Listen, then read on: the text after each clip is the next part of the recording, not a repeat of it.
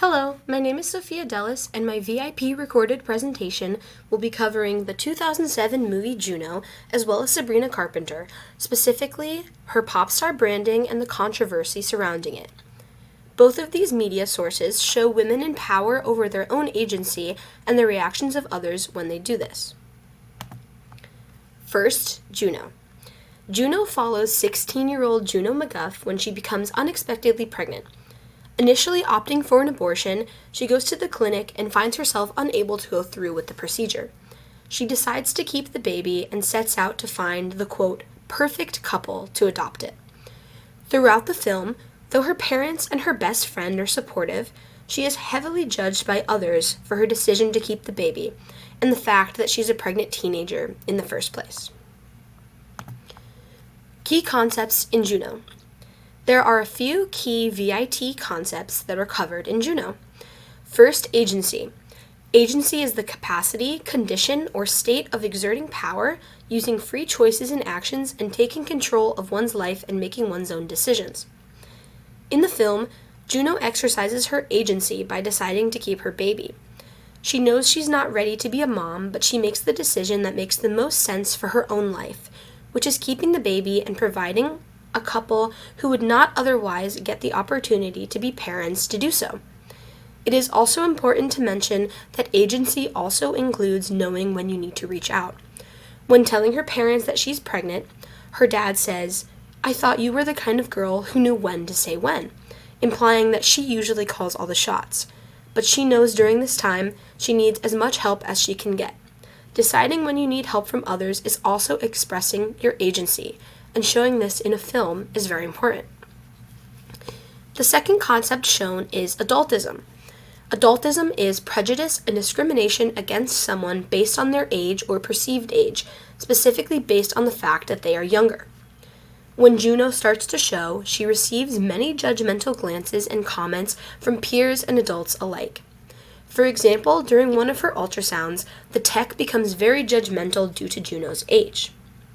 When she reveals her baby is going to be adopted, the tech says, "Thank goodness for that." Would you like to know the sex? Yes. No. Please. No, Juno, definitely. please. No, there's no sex. Planning to be surprised when you deliver. Well, no, I want Mark and Vanessa to be surprised, and if you tell me, I'll just, ruin everything. Are Mark and Vanessa your friends at school? No, they're the adoptive parents. Oh, well, thank goodness for that. What's that supposed to mean? I just see a lot of teenage mothers come through here. It's obviously a poisonous environment to raise a baby in. How do you know that I'm so poisonous, what if these adoptive parents turn out to be, evil molesters? Or like stage parents. They could be utterly negligent. Maybe they'll do a far shittier job of raising a kid than my dumbass stepdaughter ever would. Have you considered that?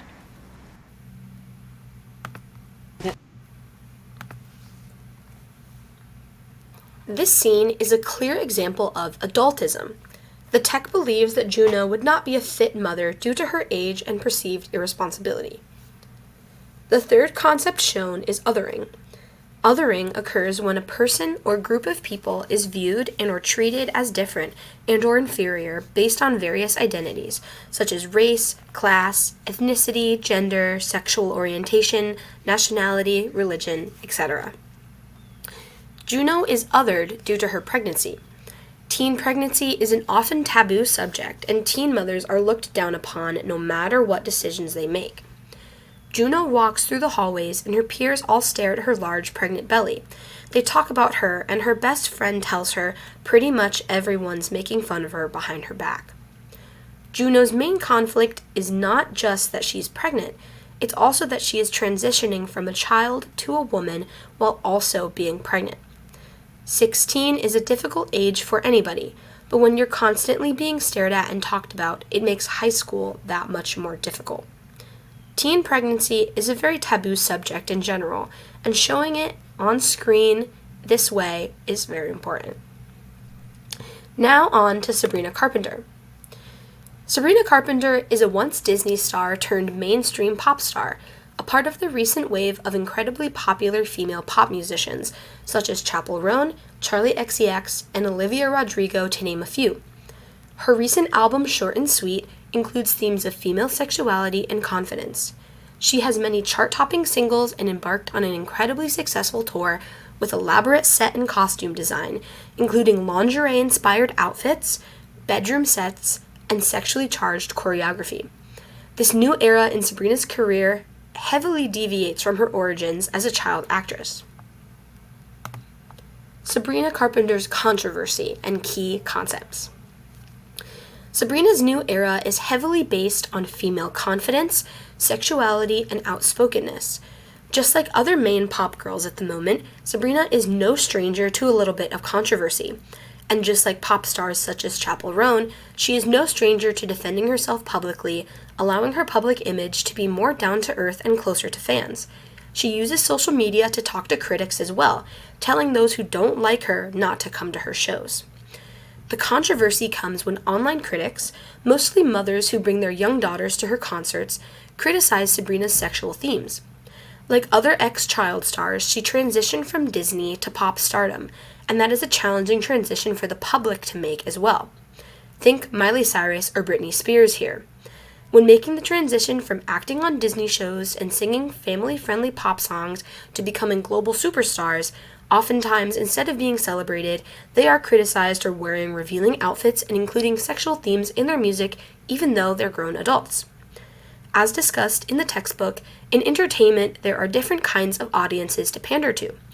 Audiences are segmented in different ways based on race, age, sexuality, gender, class, and more. Because Sabrina is an ex-child star, many have a certain perception of her and think that she is only marketed towards younger audiences. But now that she's a grown woman, she uses her agency by expressing her sexuality. During her shows, some of the most iconic choreography includes the iconic Juno pose, wherein each night, when performing her song Juno, she imitates a different sexual pose, right after the lyric, "Have you ever tried this one?"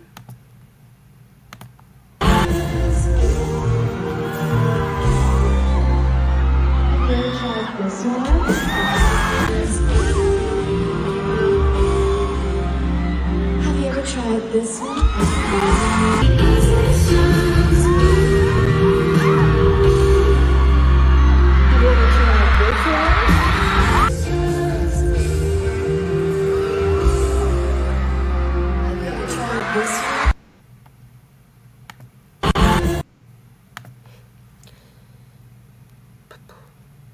These clips went viral on many social media apps, but specifically TikTok, an app which is used by a primarily younger audience and is heavily criticized. As discussed in Chapter 9, sex is a controversial content element. Though sex is used in and discussed in many different forms of media, some of which are targeted towards children and young adults, when it is spoken about openly and confidently in a way that women enjoy, it is a controversial topic. Although some of these stars are sexualized from a young age, when they express their sexuality using their own agency and on their own terms, the public becomes uncomfortable. Like many stars in our digital age, social media is an unavoidable part of being a musician. Cross-platform promotion is important for showing the world your work, and without social media and clip sharing, Sabrina and other stars like her would not be able to reach the heights that they have achieved.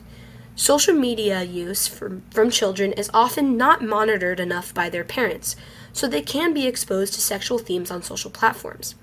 Because of Sabrina's perceived child star branding, some parents think it is okay to bring their young children to concerts without checking the contents. In conclusion, both of the media sources that I chose to draw from show women choosing to express their own agency. Juno shows agency by choosing to keep her baby, and Sabrina shows agency through taking power over her own sexuality. Although in our patriarchal society, women are often criticized for making their own decisions and living their lives in a way that others do not see fit, they will always express these feelings and ideas, despite what society tells them.